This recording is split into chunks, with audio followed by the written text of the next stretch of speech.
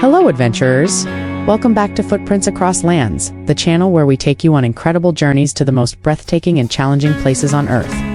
For many climbers, the call of the mountains is about more than just reaching the summit. It's about the journey, the struggle, and the personal transformation that happens along the way. But when planning a major climb, one of the biggest decisions you'll face is, should you climb solo or as part of a group expedition?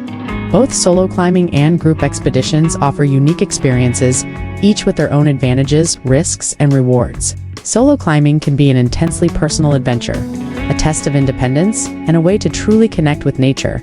On the other hand, climbing in a group can offer safety, camaraderie, and shared experiences that create lifelong memories. So, which one is right for you in today's episode? We'll break down the key differences, compare the pros and cons, and help you decide which climbing style best fits your personality, experience level, and goals. Let's begin. Understanding the difference. What defines solo versus group climbing? Before we dive into the details, let's first define what we mean by solo climbing and group expeditions. Solo climbing, the ultimate test of independence.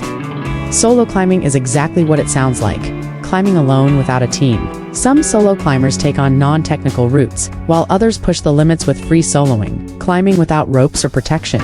Famous solo climbers. Alex Honnold, known for his free solo ascent of El Capitan in Yosemite. Reinhold Messner, the first person to climb Everest solo without supplemental oxygen. Uli Steck, the Swiss machine, famous for his speed ascents in the Alps and Himalayas. Group expeditions, strength in numbers. A group expedition involves climbing with a team. Whether it's a small group of friends or a professionally guided expedition, these climbs often include shared responsibilities, teamwork, and logistical support. Famous group expeditions. The 1953 British Everest expedition led by John Hunt, with Edmund Hillary and Tenzing Norgay reaching the summit. The 1996 Everest disaster, highlighted in Into Thin Air, showing the risks of commercial expeditions. The first ascent of K to 1954, achieved by an Italian team, proving the power of teamwork. Now that we understand the basics, let's compare the two styles. The pros and cons of solo climbing. The advantages of climbing solo: ultimate freedom. You set your own pace, make your own decisions, and don't have to compromise on route choices. No waiting for others. You climb when and how you want. A deeper connection with nature. Being alone in the mountains allows for true solitude and self-reflection. Many solo climbers describe a spiritual or meditative experience. Stronger mental and physical growth. Solo climbing pushes you to become completely self-reliant. Every challenge forces you to think critically and adapt. Less logistical hassle. No need to coordinate gear, permits, or schedules with a team. Easier to change plans if needed. The disadvantages of climbing solo: higher risk. No one to help in an emergency if you fall, get lost, or run out of supplies. You're on your own. More dangerous in remote or high-altitude environments. Increased physical and mental pressure. You must carry all your own gear, making the climb physically harder. Loneliness and exhaustion can impact mental decision-making. Less room for error. If you forget a critical piece of equipment, there's no backup. Navigation mistakes can be deadly. Best mountains for solo climbers. Mount Whitney, USA. 4,421 meters. 14,505 feet. A great solo challenge with clear trails. Mount Elbert, USA. 4,401 meters. 14,440 feet. Colorado's highest peak, doable alone. Aconcagua, Argentina. 6,961 meters. 22,838 feet. A high-altitude challenge with a well-traveled route. Now, let's look at group expeditions. The pros and cons of group expeditions. The advantages of climbing with a group: increased safety.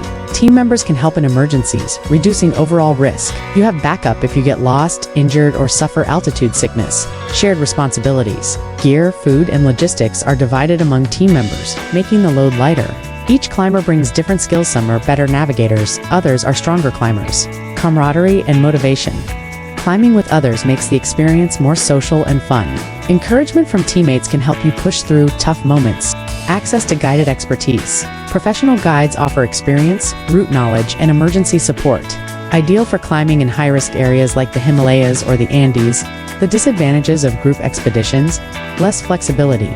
You must stick to a group schedule, limiting independence. Different fitness levels can create frustration if the group moves too fast or too slow. Potential conflicts, disagreements over route choices, leadership, or pacing can create tension. Group dynamics can make or break an expedition. Higher costs. Guided expeditions can be expensive, especially on high-altitude peaks. Logistics like permits, porters, and shared supplies can add up. Best mountains for group climbs. Everest Base Camp, Nepal. 5,364 meters, 17,598 feet. A classic multi-day trek best done in a group. Mount Kilimanjaro, Tanzania. 5,895 meters, 19,341 feet. Requires porters and a guided team. Denali, USA.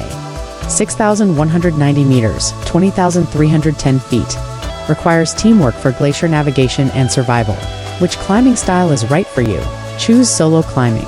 If you prefer solitude and independence, you have experience with self-navigation and survival skills. You want to push your mental and physical limits. Choose group expeditions. If you're a beginner or intermediate climber, you value safety and shared responsibilities. You enjoy the camaraderie of climbing with others. What's your climbing style? Solo climbing and group expeditions both offer incredible experiences, but choosing the right one depends on your personality, skill level, and adventure goals. Would you rather face the mountains alone, relying on your own strength and determination, or would you prefer the teamwork, safety, and camaraderie of a group expedition? Let us know in the comments, and don't forget to like, share, and subscribe to Footprints Across Lands for more epic adventure content. Until next time, stay safe, stay strong, and never stop exploring.